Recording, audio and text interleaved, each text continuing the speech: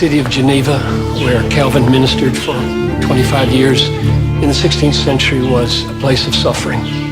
He was born in 1509 into a world that was harsh and immoral and brutal. There were no antibiotics. There was no surgery for an appendicitis. There was no indoor plumbing, no running water. The immorality in the city was rampant. There was a law in Geneva when Calvin came that you could only have one mistress. And the brutality, imagine getting a letter from a family whose son had died because he was burned alive for something you taught him. So Calvin did his ministry, forged his theology in a city of suffering and harshness and brutality and immorality, and the way he did it was by the daily exposition of the Word of God, and light broke out of darkness and gave hope to a suffering people. And that's the way it's been happening ever since, with doctrines of the Reformation running and triumphing over the darkness throughout the world through the expository preaching of God's Word. So that's my longing for all of us who preach the Word.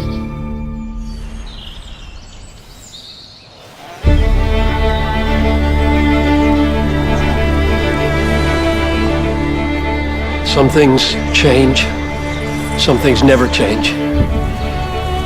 The world that we live in is dramatically different in one sense. Culturally, the television, the internet, smartphones, the ministries that many of us are a part of are dramatically different than anything that Calvin ever knew in Geneva.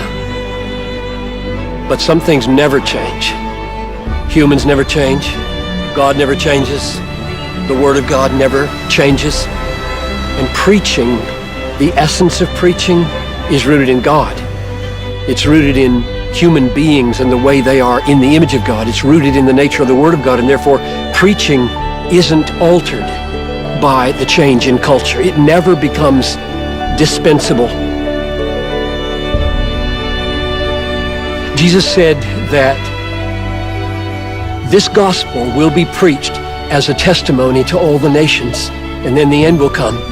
And then at the end, he said, go make disciples of all nations, teaching them to observe all that I've commanded you. So this double testimony and teaching feels right at the heart of what God is calling me to do. The world needs an authentic testimony from a living voice, and the world needs solid teaching about everything that Jesus